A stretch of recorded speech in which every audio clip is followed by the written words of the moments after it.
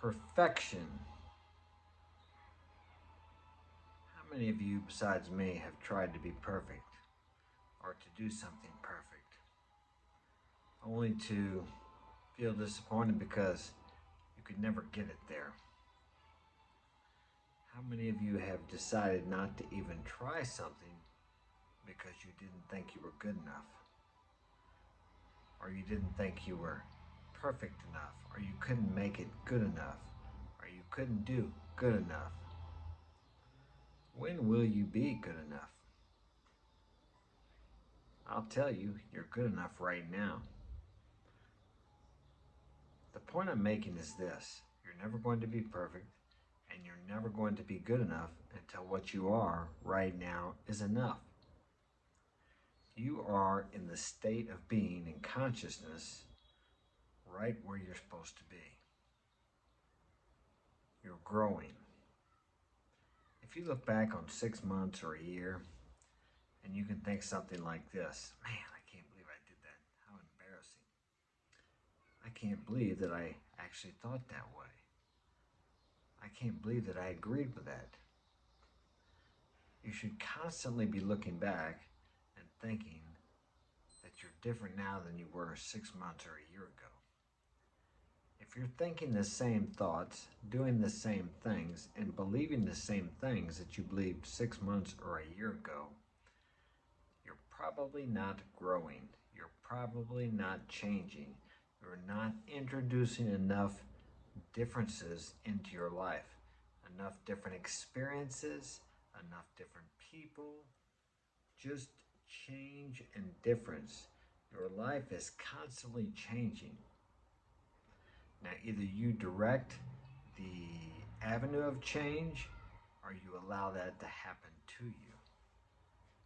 I suggest you direct the direction of change instead of being a reactionary or allowing life to happen to you.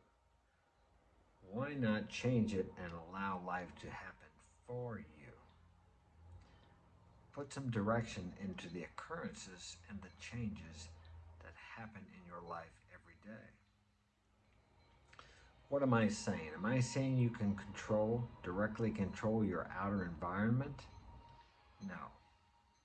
What I am saying is you can indirectly control your outer environment by what goes on subjectively within your consciousness.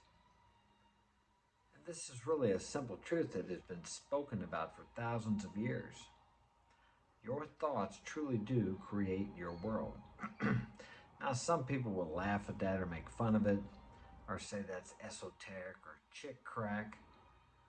But yet, I don't believe there's any of those people that would say that each action a man takes is preceded by a thought. And we usually take action on our dominant thoughts, not just a passing thought. Thank God for that. I don't know about you guys, but if the thought police were out there, I'd be in trouble. But your dominant thinking will determine your actions and your habits. You either have success habits or failure habits. Now, only you can decide, but you must first contemplate your life, the direction it is going, the direction it has gone up into this point, and look at your habits. Because your daily habits of thinking and of action have brought you to where you are today. And guess what? You have complete control over that. And if you don't, you need to learn how to control your thoughts. And thus, your actions will be congruent with the thoughts you have, which you have control over. What is the difference between you and someone who is extremely successful if you're not? They're willing to make a lot of mistakes. They're willing to fail. They're willing to be imperfect. Imperfect? Imperfect. Because you will never reach anything close to perfection unless you are first willing to make mistakes. create imperfect situations, create imperfect relationships, create imperfect products, mess up with clients, mess up with bidding jobs, mess up with presentations, etc., etc., etc. You have to be willing to be imperfect to even come close to what perfection is. And what is perfection? What is the definition of perfection? Well, I happen to look it up. So let's take a look. Perfection, the conditioned state or quality of being free or as free as possible from all flaws or defects.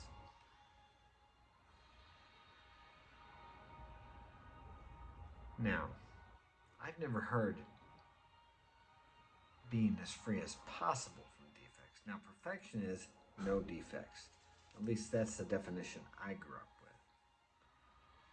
Being free as possible from all flaws or defects. That sounds like some of this modern manipulation of words, which I'm sure you are all familiar with. Perfect is no flaws, no defects. I'm sure you guys have seen a woman sometimes and thought, man, she's perfect. Well, she's not. But in your eyes, she was perfect. Because beauty lies in the eyes of the beholder. And as you guys know, if you've been in a relationship, you only see the good in that woman when you first start going out with her. Unless there's a lot of red flags like a Chinese battleship. And we overlook those. We ignore those. We don't see those because all we can see is how perfect she is. Well, I'm here to tell you, she's no more perfect than you are. But back to you. Are you striving for perfection? It's okay to strive for perfection if you're willing to accept progress, not perfection. We all have to have an ideal, a goal, an idol even, a person that we admire and we strive to be like him.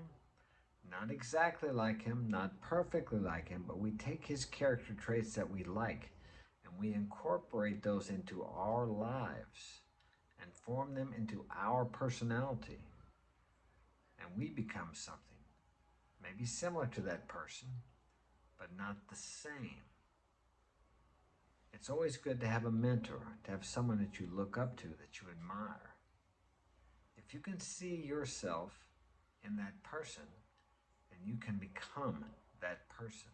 But you need a model. He doesn't have to be perfectly like what you want. Actually, it's better if he's not. But you copy the parts of him that you want to be. And then you become someone similar to him. Although you will never be exactly like that person, nor do you want to be.